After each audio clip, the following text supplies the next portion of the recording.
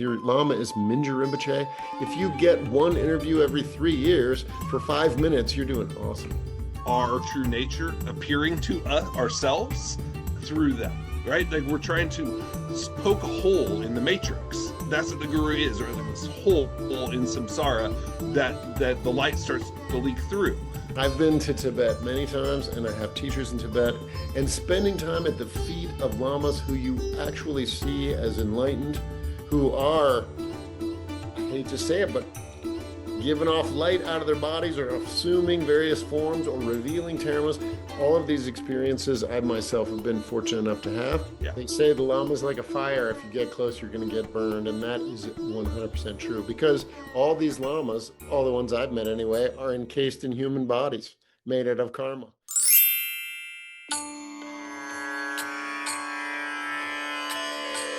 Welcome back to the Denver Dzogchen podcast. I'm your host, Damian Abel, and I'm here once again with Joseph Wagner. And today we're going to kind of extend off the last episode where we talked about pure vision, and a big chunk of that being the seeing everything as the Lama. And so another question from one of our listeners has been about how to navigate the student-teacher relationship and the complexity of having a guru. And, you know, this is, of course, a pretty foreign thing to our Western sentiments, and it can be a tricky thing to navigate. So, Joe, maybe you can introduce how you've related to this topic through your life and how you've come to understand it. Hi, Damien. Hello, everyone. Yeah, I love talking about the guru. What can I say? I've been very fortunate, as Damien has, to have good relationships with a lot of lamas starting many years ago. I suppose before I talk about the way I see it, I think it's important to acknowledge that my experience and even Damien's experience is becoming increasingly difficult for a Western practitioner to relate to. When I got started, I met Tulku Urgyen in 1993. You could just, if you were in Nepal, you could just go to his hermitage, and if he was available, you could sit in and receive a teaching. He taught whenever he was, available, not in retreats, which was a lot of the time. So, and there were, I remember receiving an empowerment. There were only 4 people there. This is like impossible now. The real truth, the lamas we think of when we think of top quality lamas these days, like Tsoknyi Rinpoche. Happy birthday, Tsoknyi Rinpoche. His birthday was just 2 days ago. The son of Tulku Urgyen, or even more, Chokyi Nyima Rinpoche, or Chogyam Rinpoche. Any of these guys, they are huge. They are big time. If your Lama is Mingyur Rinpoche, if you get one interview every 3 years for 5 minutes, you're doing awesome. It's very challenging these days to have a close relationship. And I want to just say that's okay. In some ways, it's actually good. We will try to talk about how it's good. But when I talk about my experiences, people might think, well, I can't relate to that. I didn't have any private time with the Lama. They don't know who I am. I see them only in a big group once in a while, this kind of thing. I just wanted to acknowledge that times are changing. There are fewer and fewer lamas, more and more people interested, bigger reach of the students. So even it used to be if you just went to Asia, you had them to yourself. Now that's not at all true. So I just wanted to put that in parentheses so people didn't think, they're just talking about how great they are, and I don't relate to this. It's not like that. It's okay.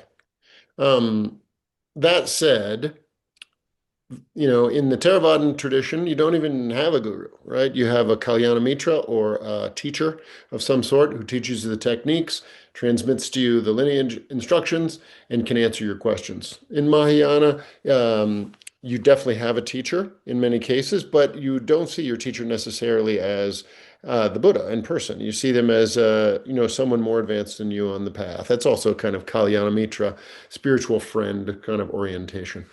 In the Vajrayana, we try to find a teacher who we can see in a pure way. This is sort of the opposite, looking at it from the other direction of pure perception. You try to find a teacher who has so many good qualities and so few, negative or ordinary qualities, that we can see them as a Buddha in person, in human form. And by supplicating that teacher, paying respect to them, paying homage to them, serving them to whatever degree, your situation allows, we receive their blessings. And we can really feel that because we're not receiving blessings from an ordinary person, we're receiving blessings from a Buddha. And this is the sort of goal of the student-teacher relationship inside the Vajrayana. Unfortunately, as I just said, it's increasingly difficult to have that kind of relationship with a teacher in which there's any kind of closeness. And also, and I'm not,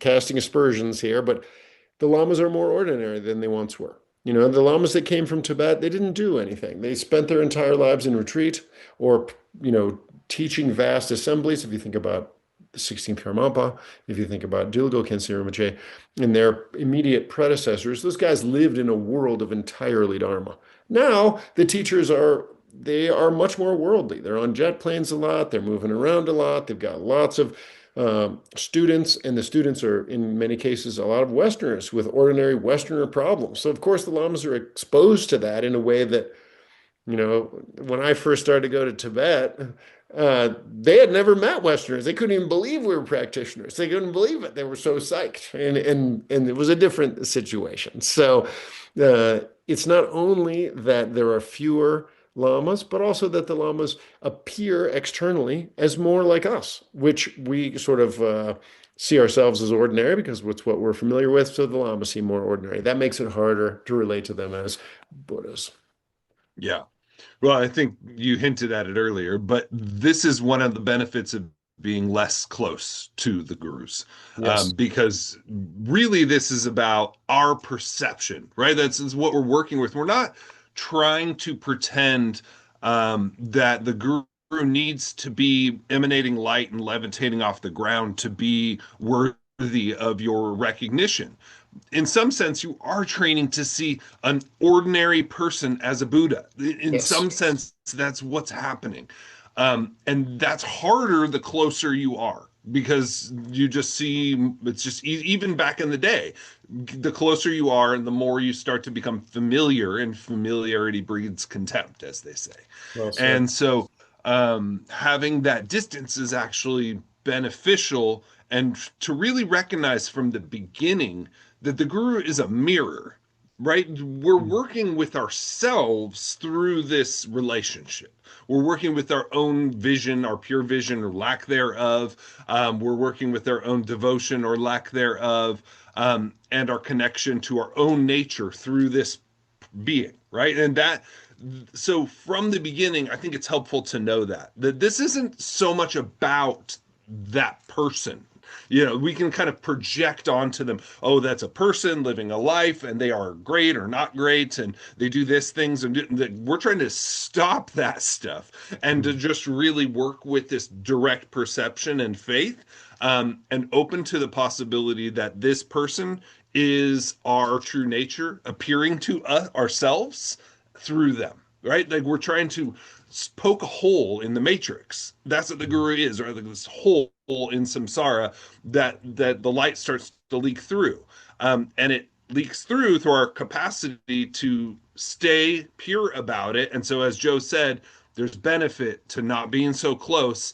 And if your teacher is the Sakya Trizin or Garchen Rinpoche or the Dalai Lama, and you meet them once or not at all, but you receive empowerment, this is actually can be helpful.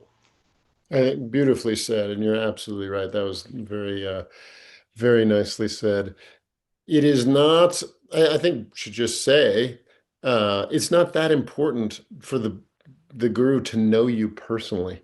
It is good if the best situation is a situation of old, where you have a personal relationship with the teacher, they know you, they know where you're coming from, and they can guide you.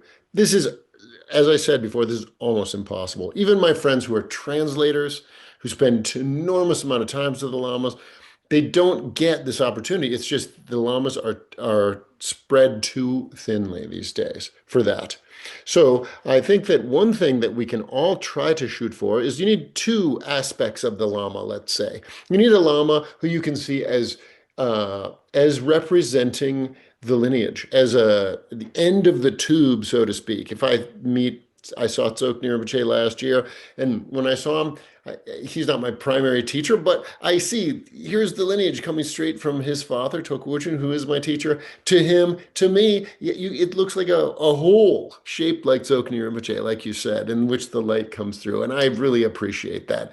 We need that, and we need to find a Lama who represents that for us. These days, I always talk about Garchen Rinpoche because to my mind, he's one of the last of the true. He grew up in Tibet. He seems fully processed. He is a living Buddha.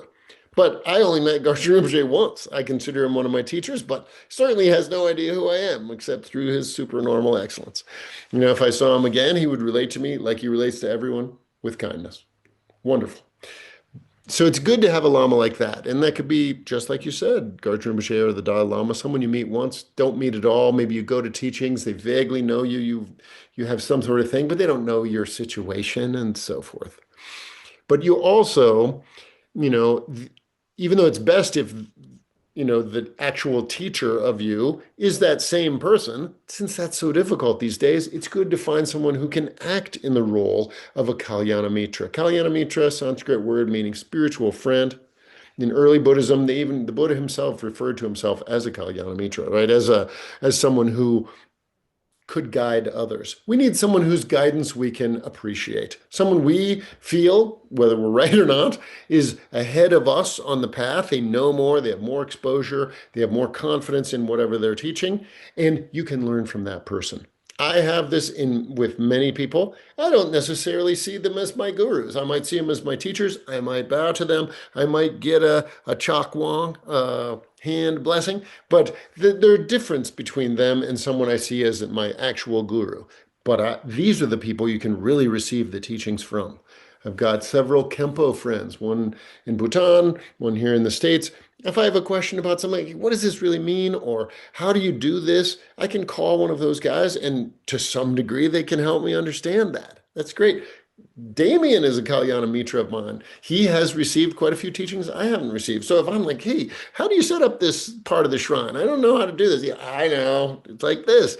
We need this relationship. And I think ultimately have to act as our own gurus these days. So we need to find someone we can receive those blessing waves from. Someone who we see as close to enlightened as possible. Whether that's Dzongsar Khyentse, good luck having a private interview with him. He's huge. Or it's someone like your local Lama, like someone who's a little bit more accessible, like Kilung Rinpoche, an excellent, super amazing teacher who doesn't have that many students. You can have an actual relationship with him. Sorry if I blew his cover there. I think he's amazing. He came to my house one time and I was like, wow, how fortunate. A great master who is kind of I wouldn't say unknown, but not as popular as some, makes it accessible. We need someone like that. And we also need someone we can receive teachings from, we can receive instructions from. Hey, how do my back is hurting. You can't ask the Lama that question. You're like, when I sit like this, what should I do? And you just can't get those.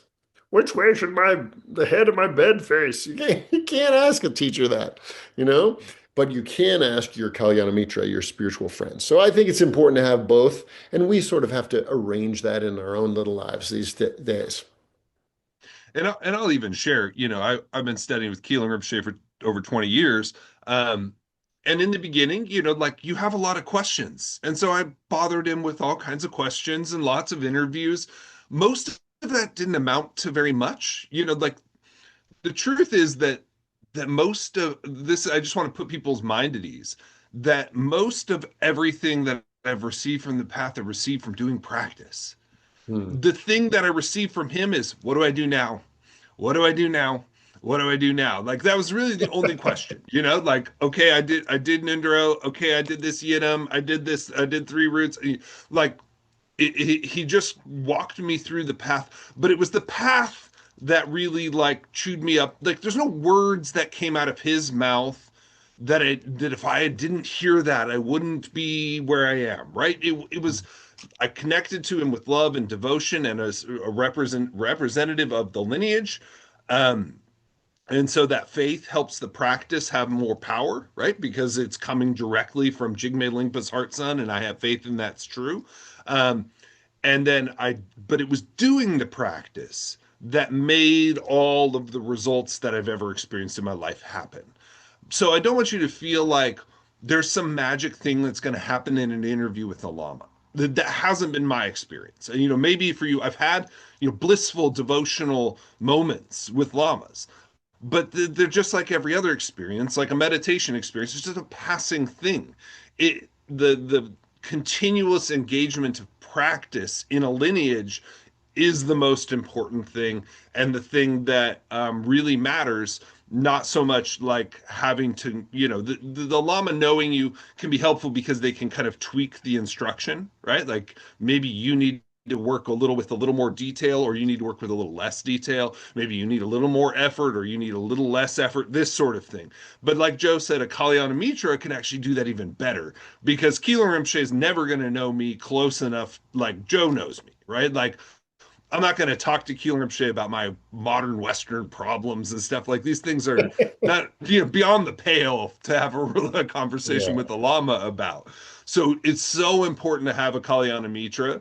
Like Joe's saying, I think it's somebody who you just respect and who can help you like with the nitty gritty and the details, because it takes too much time to process and get through this stuff. And the Lama, even if you have an interview, is kind of like,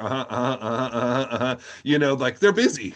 They don't have, so you get the kind of pith instruction from the Lama, and you get the transmission and the empowerment, and you do the practice, but do not feel like you're missing out on anything. I don't think, maybe Joe you can speak to this more, but I don't think there's a whole ton you're missing out on by not having like lots of interviews with Dzongsar Khyentse Rinpoche.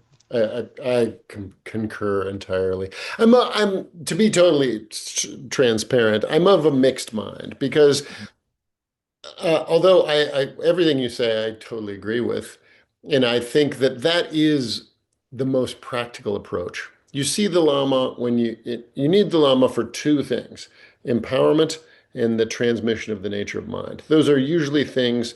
If you get the transmission from your neighbor becomes your Lama. So it's not, the transmission of the insight into your true nature is required. That is called the pointing out instruction or the direct introduction, whatever. And even if you get that, from reading a book or from seeing a video, it's important to receive it as part of a living lineage. And that's something you need to seek out. Same thing with empowerment. Now, these days, Garchen Rinpoche, he says if you receive empowerment online, from me. It's the same as in person. So if he says it, it must be true. But there's some magic to the ceremony and the ritual of being present when a Lama gives an empowerment in person and puts the vase on your head or whatever. Not that that is 100% required, but the empowerment is required. So those two things are kind of indispensable from the Lama. And everything else could be theoretically done by a spiritual friend, someone who can guide you. And that could be someone who just knows this much more than you, or someone who's a Lama themselves. You never know.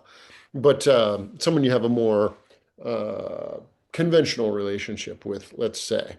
Now, I say this is the truth. I put it in that box. It's the truth. But then I talk just a little bit about my own experience, just because it's my truth, whether it's true or not.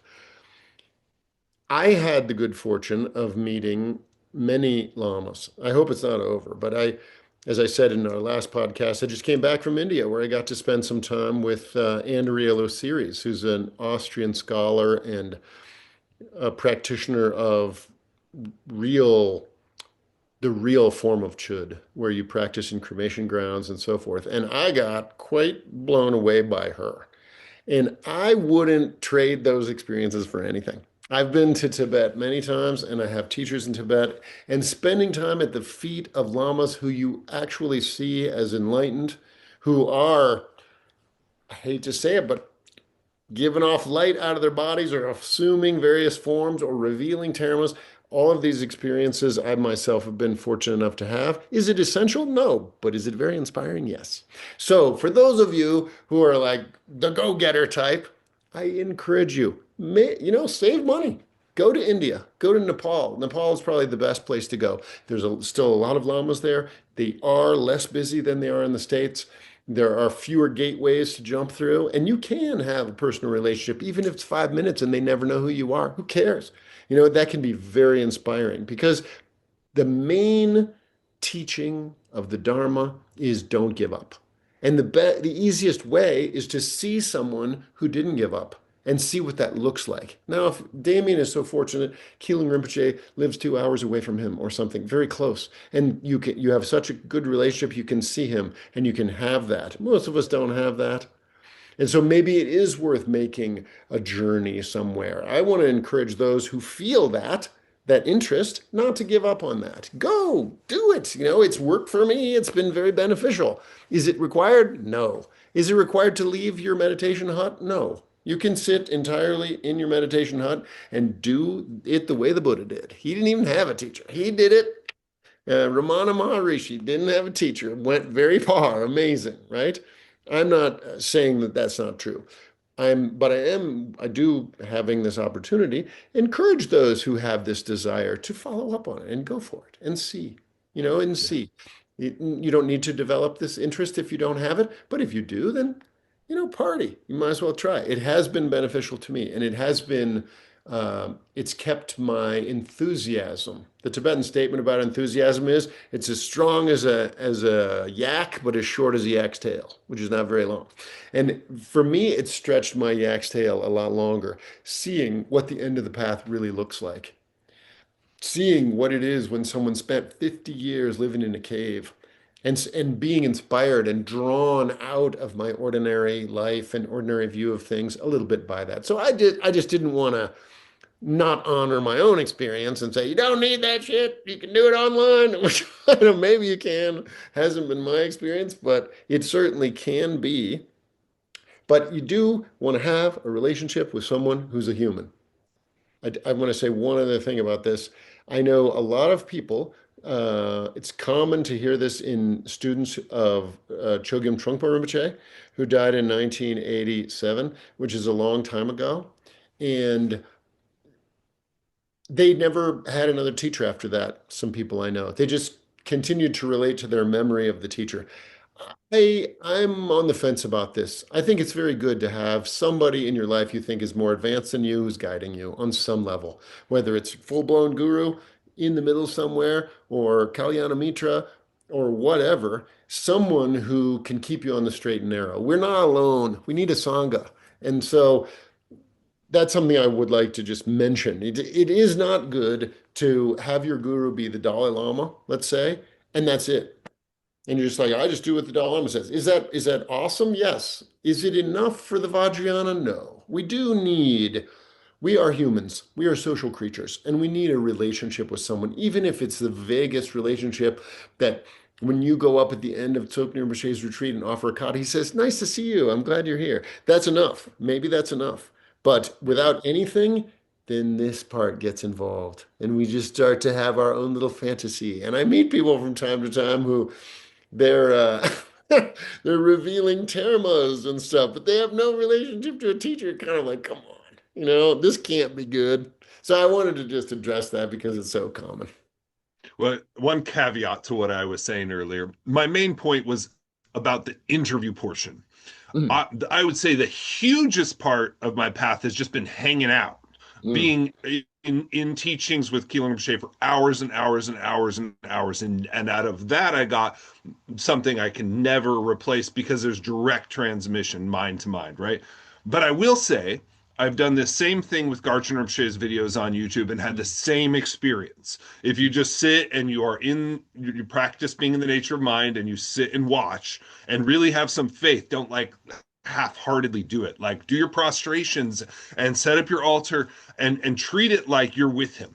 If you mm. do that, then I believe you totally could get the full meal deal from Garchen Rinpoche. But yes, being in the presence of lamas is so important. I just want to say that, like, so you go see Tsoknyi Rinpoche and you never get a chance to talk to him.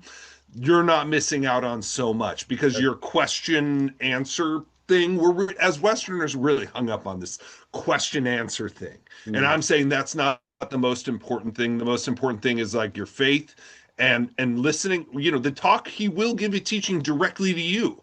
mm, Like even if it's to 500 people, if you listen with the right kind of attitude, you'll get a personal teaching directly related to your problems. Beautifully said. Yeah. Yeah, so That, that was what I wanted to say. yeah, Yes. that's very good. And I don't want to, yeah, it's in the middle somewhere. All of this is important. And I Yeah. think also it's important to recognize, we've talked about this many times, but it's very important to keep uppermost in your mind. Nobody really knows. This is a new Dharma. The Dharma in Tibet is not the Dharma now. Right? You can't don't go to the cave and live with your guru for 20 years and then you go do the next thing. You just no, it's not happening. Right? So we don't know exactly what's required. We don't know exactly what can be left behind and what can't. How much can you get from a video of Garchen Rinpoche? Maybe everything. He certainly says, when you see me on video, you see me more than in person because it's my Sambhogakaya form. Those are his words. And I think he's definitely telling the truth. So maybe you can do it that way. The main thing is you are the captain of your own ship in this. We are checking it out. We'll see. Yeah.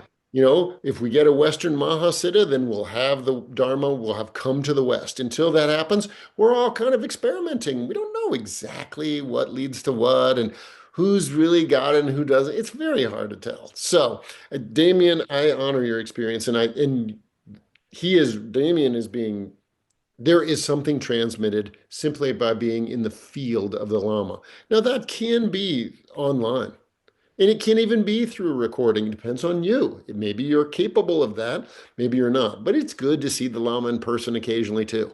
Watching the Yeah. Lama drink tea, that's very profound, right? And so we don't want to say you don't need that. At the same time, how much of it you need depends on the person.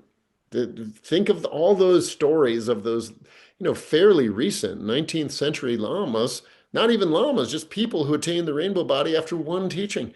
They saw the lama, they couldn't even read and write. They received the teaching, they got something, and they took it to heart and they practiced, and their body dissolved into light. That's a lot more than me. So, Yeah. who's seen lots of lamas. So, it depends on the person. Yeah. Yeah. I think those you see always the stories. It's always just somebody with incredible faith, and all they did was like the Mani mantra or the Vajraguru mantra, and that's all they did. But because their faith was incredible and they made the connection, it took them all the way to the path. But before we get to the end of this episode, I want to give you a chance, Joe, to talk about the nuts and bolts of having a teacher, because I think that's somewhere where this question came from. Like, of course, people are curious about the pitfalls of what if your guru turns out to do terrible things, or how do you relate? How do you have faith? What happened? Yeah, these things. I mean, we only have a couple minutes, but I'll give a general idea of this from my experience. It's good to check the Lama out, right? And that means to check the good and bad, the general situation before you make a full commitment. But once you feel like this person is really what I want, then best case scenario is to have a situation where you're face to face with the Lama, whether it's through the internet or whatever, but where the Lama is paying attention to you and to request, please accept me as your disciple. This is a key thing that makes a special link between you and the teacher. If the teacher says, okay, even if you never see them again, you made a karmic connection that is going to take you out of samsara eventually, no matter who the Lama is or whatever. You know, I do encourage people to check the scene out because there are a lot of scumbags out there, and most of the scumbags are not full-blown scumbags. They're mixed, right? I'm not naming names in this particular episode, but I love doing that. So it's good to call people out. But many of them really are lineage holders. They really do have all these things. They really did do the retreats, and they still are acting in ways that are maybe not necessarily good for their students in any kind of conventional sense. And Yeah. we've seen this a lot lately. So it is upon the student to be careful. The Lama is not being careful in that way. So traditionally, the Lama is supposed to check out the student's supposed to check out the Lama. These days, the Lamas are too busy to do anything. But if you feel the connection, if you feel that strongly enough, you say, please accept me as your disciple. That's like the link one. Whether that leads to studying with them all the time or not, in your heart, you feel it. I remember being encouraged to do that with Tulku Urgyen. I didn't know anything about Vajrayana. I did that, and he said something that has maybe the most important thing he ever said to me. You can be my disciple if you practice hard. That's what he said. And for some reason, that got me to do my Ngondro 4 times. That got me to do unending numbers of mantras. Have they really benefited me? Who can say? But man, did I take that seriously. I'm not allowed to be a student if I don't practice hard. And I thought that was pretty cool. So that's the one thing I'd recommend in terms of that. Once that happens, you see, I would recommend, I don't know, recommend, but I would encourage people to be careful about taking on too many responsibilities. Your responsibility is to attain enlightenment, not to become, uh, the head of some organization that your Lama is tangentially related to because it's convenient for them or something.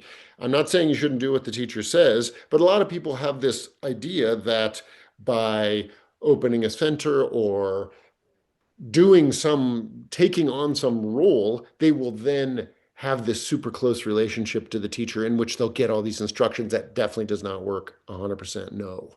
If you Yeah. feel like, serving the teacher through doing some task, I think that's great. But don't expect that that's going to lead you to get instructions. In fact, it's going to go the opposite because the teacher, once you're in that role, especially if you're doing a good job, the last thing they want is you to be wanting to go to 3 retreat. Think about Heidi Koppel. Heidi Koppel is a student of Chokyi Nyima Rinpoche. She's been around that scene since I got involved with Tulku Urgyen. She went on and got a PhD. She ran the Rangjung Ripe Institute, teaches all these classes, released all these books. Amazing, super smart woman. The whole time, she wanted to do a 3 year retreat since I met her in the 90s. And then she just finished her 3 year retreat after many years of begging Chokyi Nyima. He was like, actually, you're doing a little too much good right now. You can't do the retreat. Now, I'm sure there was more to it. I'm being a little bit superficial, but that's an important thing is you do not get enlightened by not practicing.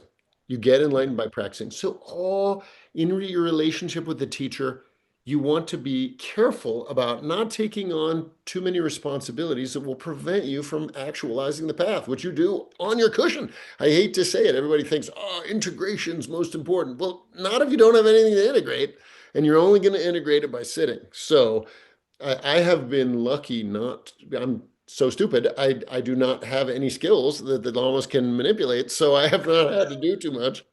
But it's very dangerous to get involved in running centers or being a fundraiser or any kind of thing like that. All of a sudden, that's all you're doing. That's super samsaric more than everything. Plus, it's mixed with your Samaya because you're working with people. This is a whole episode. You have to be careful about this. We should talk about this sometime. Main thing, be close enough to the teacher to be able to make it impossible for them not to answer your questions, but be far enough that you're not on the hook for a whole bunch of time of doing things so you don't have any time to practice. That's what I have to say about that. Yeah, and tailing off what you just said, I think the trick, the thing, the main thing is go to your Lama, say, what should I do? Then go do it, and then come back and say, I did it. This is how, because a lot of times they'll be like, they don't trust people. Tibetans in general are less quick to develop close relationships with people. They tend to be more standoffish than Westerners. And the first thing that they give you, if you have to push them often to even give you something to do. You really insist. I want to do a practice and I want to connect to you. And like Joe said, I want to be your student, asking that question. But then whatever they ask you to do, if they say do Ngondro, then go do Ngondro and come back and say I did it. Because this will really demonstrate your seriousness, and then they'll really be impelled to keep giving you the teachings. Because So if you true. don't do the first thing they ask, then why would they continue to give you more teachings? Very true. This is going on and on, but when I met Tulku Urgyen, I was encouraged by they were teachers, but they were also students of his to request the Ngondro transmission. I didn't want to do the Ngondro. In fact, when I got to Nepal, before I met Tulku Urgyen, I was like, "There's no way I'm doing that. That sounds insane. No way." All of a sudden, after meeting him, I was like, "I'll do whatever you said." So I went to see him, and I did say, "Please give me the Ngondro transmission." He said, "Okay, do this one." and then come back and see me. I think that at that point, he probably, if he even had thoughts, his thought was like, never see this guy again kind of feeling, right? Because they give it to lots of people, they don't do it. And I was told that it was necessary to do it 4 times. I don't know where this idea came from, but I went home and in the period of a year or two, I did it 2 times. And I went back to see Tulku Urgyen. It was right before he passed away. He was not well. And when I told him I had done it twice, he was like, really? And I was like, yeah, you said to do it, and I'm your student. I do what you tell me to do. He was really like, whoa. And he told his translator, who's a friend of mine, how can I requested an empowerment after that. And he had been requested this empowerment by many other people in recent months. And he had been like, I'm not well, no. And then when my friend, the translator, said, what do you want to do about this? He said, how can I say no?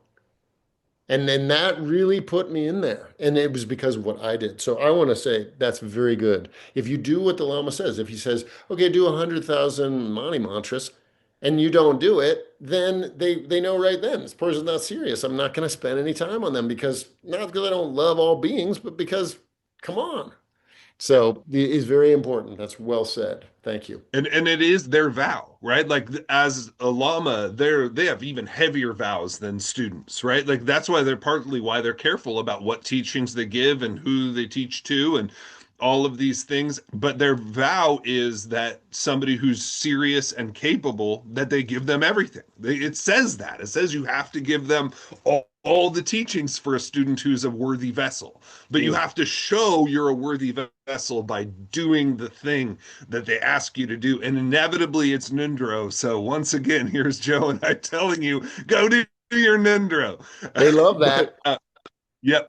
But I have to say too that Ngondro is the foundation of your relationship to your Lama. This is what that does. Like one of the main functions of completing your 100,000s is it foments that deep relationship to the lineage and to your Lama.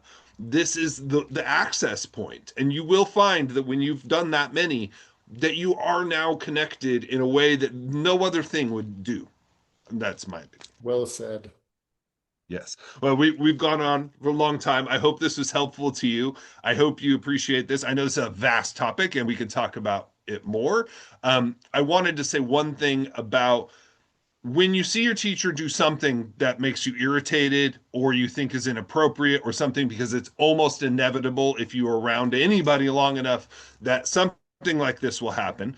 In fact, part of the teacher-student relationship is you working with your feeling of irritation or frustration based on your Lama, right? Like they're gonna do something that's gonna make you feel and so to recognize that this is the path, right? So when that happens, whether it's something really disturbing, and there's whole talks out there about what to do if your Lama does something big.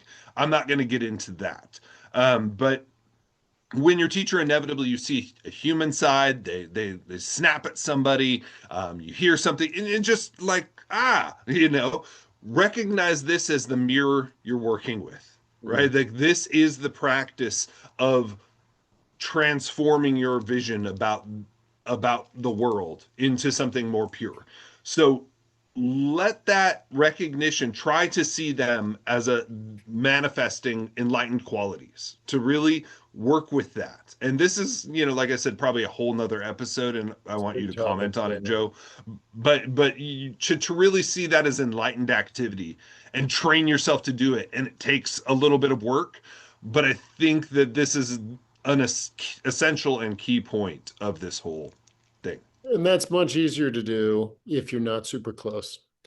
Yeah. They say the Lama is like a fire. If you get close, you're going to get burned. And that is 100% true because all these Lamas, all the ones I've met anyway, are encased in human bodies made out of karma, whether they're conscious rebirths or some sort of other sort of tulku.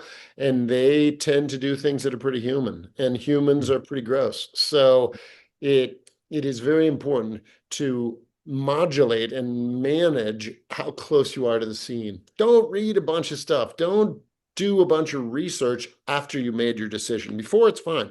Once you did that, don't look for faults. We'll find them everywhere. Yeah.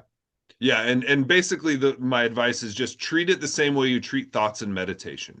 If the thought comes up, oh, the teacher, blah, blah, blah, just let it go. Just train yourself in letting go of your reactions to anything having to do, and this includes your Vajra brothers and sisters too. This is the essence of Samaya. We don't get to indulge in criticism, competition, jealousy, irritation with our lamas or with our Vajra brothers and sisters. So the training ground as a Vajrayana practitioner is, like I said, just like in basic shamatha meditation, when the thought comes up, oh, that person's blah, blah, blah, blah, or then, oh, the lama's doing this, just notice it and let it pass. And that is training in pure vision. This connects to, don't grab it. That's the instruction. Don't hold on to it and wrestle with it. That'll just make you crazy. And like Joe said, once you've received empowerment from the Lama, there's no going back. You don't get to go check on them and go, maybe I didn't make the wrong decision. That's bad news bears. So just don't do it and just stay focused on maintaining your pure vision. And then, like I said, there's lots of talks from much greater minds than me online where you can find about what to do if there's a controversy around your Lama. So we won't get into that. But thank you again for liking, sharing, subscribing, watching, being a part of this community. We appreciate you so much. Thank you, Joe. Thank you, Ricky, to our producer. And we will see you in a couple weeks.